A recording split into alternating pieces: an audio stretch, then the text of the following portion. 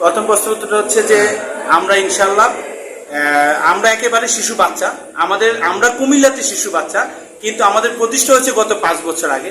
5 বছর হওয়া সত্ত্বেও ফ্যাসিস্ট সরকাররা মাত্র 5 তারিখে আমরা বিতাড়িত করলাম, দেশ ত্যাগ করতে বাধ্য করলাম।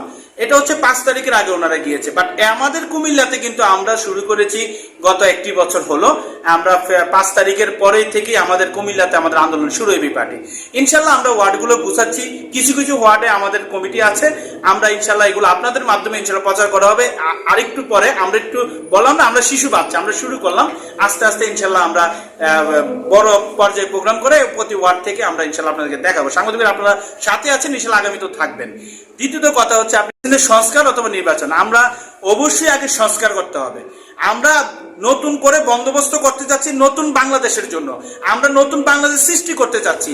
আবারও বলছি, ডক্টর ইউনূস সাহেব যতক্ষণ পর্যন্ত এই বাংলাদেশের নতুন বাংলাদেশ সৃষ্টি করতে না পারবেন, সংস্কার না করতে পারবেন, ফ্যাসিস্টরা আবার আমাদের কাঁধের ভর করে আবার আসবে, অন্য একটা কোনো দলের উপর ভর করে আবার বাংলাদেশে প্রবেশ করবে, এই সুযোগ আমরা এই বিপাটি দিব না।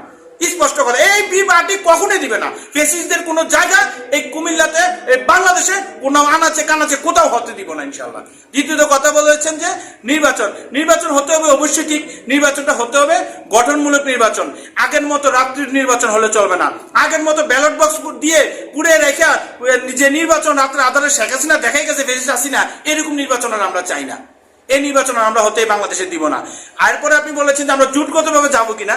হ্যাঁ, যদি দেশের কল্যাণের কারণে, দেশের শান্তির জন্য, যদি জনগণের শান্তির জন্য, মানুষের কল্যাণের জন্য যদি আমাদের জোট করতে হয় জোট করবো, আর না হয় আমরা 300 আসনে প্রার্থী দিতে পারবো ইনশাল্লাহ।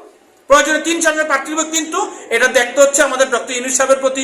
ইউনূস সাহেব যদি সংস্কারটা সুন্দরভাবে করেন দেন ফাইন, আর যদি আমাদেরকে প্রয়োজনে দেশের স্বার্থে যদি আমাদেরকে জোটে যাওয়া লাগে আমরা প্রয়োজনে জোটেও যাবো। পার্টির মূল কথাই হচ্ছে, ছোট্ট দুই একটা কথা বলে আমি বলছি, সেটা হচ্ছে সর্বপ্রথম আমরা কল্যাণ রাষ্ট্র প্রতিষ্ঠা করা, সাম্য, মানবিক মর্যাদা, সামাজিক সুবিচার, এই 3টা মোটো এই বাংলাদেশের জনগণের জন্য আমরা আগস্টের আন্দোলনের সময় এই 3টা নিয়েই আমরা কাজ করেছি।